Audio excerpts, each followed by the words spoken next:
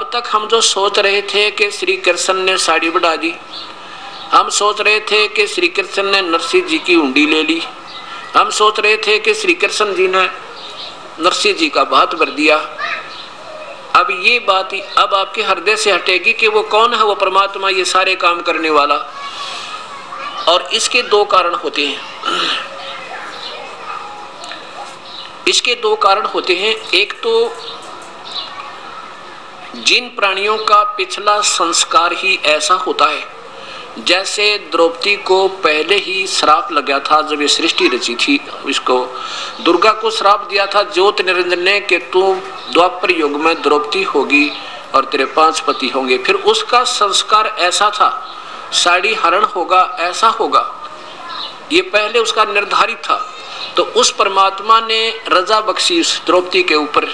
कौन से ने? उस कबीर परमेश्वर ने, पूर्ण ब्रह्म ने।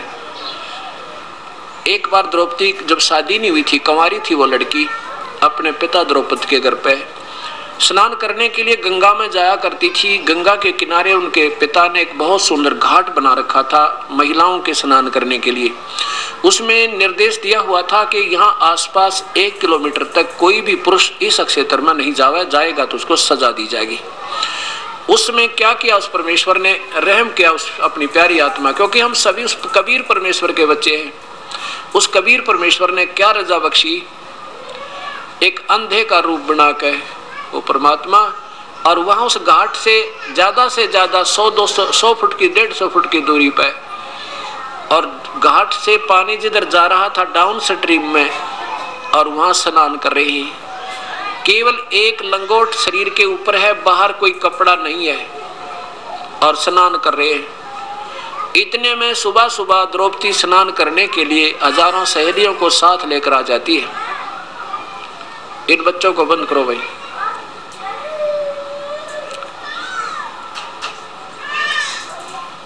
अब द्रौपदी हजारों सहेलियों के साथ प्रतिदिन स्नान करने के लिए आया करती थी। राजा की लड़की थी।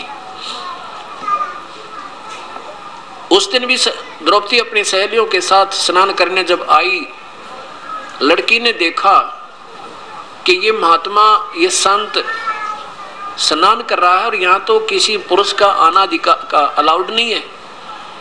तो उसने देखा चलो अब तो महापुरुष को स्नान कर लेने दो, और संत भगत को संत यानी भगत को भगत मिल जा, साधु मिल जाए, इतनी प्रसन्नता होती है कि इनके साथ ईश्वर की चर्चा करेंगे। क्योंकि द्रौपदी भी खुद ईश्वर भक्त थी, आस्था थी, पिछली पुण्य आत्मा है, ये दुर्गा का अवतार थी। स्नान कर लिया कि स्नान करके बाद में बात करेंगे, तब तक महात्मा भी नहा लेगा, स्नान कर लेंगे। अब घंटा सारा लगा, लड़कियों ने उछल कूद करके नहा धोई करी, स्नान कर रही हैं। तो उधर उस महापुरुष ने, अंधे ने सोचा भाई ये तो गलत आ गया, तू या तो गलत आ गया, और ये तो लड़कियों का कोई नहाने का घाट है और मुझे दिखाई नहीं दिया, ऐसा सोच के मन ही मन पश्चाताप कर रहे हैं। और फिर क्या होता है, स्नान करते करते उनका जो एक का लंगोट था, एक का कपड़ा था, पर्दे पे बांध रखा था, और वो बोधा हो गया था, काफी दिन से कमजोर हो गया था। नहाते समय वो हाथ से लगने से टूट गया, और वो नीवस्त्र हो गए, और शर्म के मारे ऐसे छाती पानी में, सीने तक पानी में चले गई। और परमात्मा से याचना करते हैं वो अंधे महात्मा कि हे परमेश्वर, आज मेरी इज्जत रखो मेरे मालिक, आज मुझे पता नहीं था, मैं अंधा था, इस करके इधर आ गया हूँ। अब यह समझो कि परमात्मा कबीर परमेश्वर 100 रजा बख्श देता है, ना जाने के कारण कर दे, स्वयं भी आ जावे और अपने किसी हंस को प्रेरणा करके और वहां पहुंचा देता कि इस प्यारी आत्मा का पहले ही ऐसा कोई कर्म करवा दूं जिससे इसके आने वाले संकट टल जावें। तो वो महात्मा सोच रहा है कि तू तो गलत आ गया, ऐसे जैसे आम, क्योंकि परमात्मा जब आते हैं वो आम जीव जैसी लीला करते हैं, कोई ये भेद नहीं कर सकता ये भगवान है। तो क्या होता है, इतने में द्रौपदी ने स्नान भी कर लिया, 1 घंटा हो गया। फिर निकलते ही बाहर कपड़े कुपड़े बदल कर लड़की ने देखा महात्मा चले गए, या क्या बात है, बात करेंगे, भगवान की चर्चा करेंगे। वो देख रही है कि वो तो अंदर ही खड़े हैं और गहरे पानी में चले गए, ऐसे जैसे कोई चीज ढूंढ रहे हैं, ऐसे नहा नहीं रहे, ऐसे हाथ मार रहे हैं।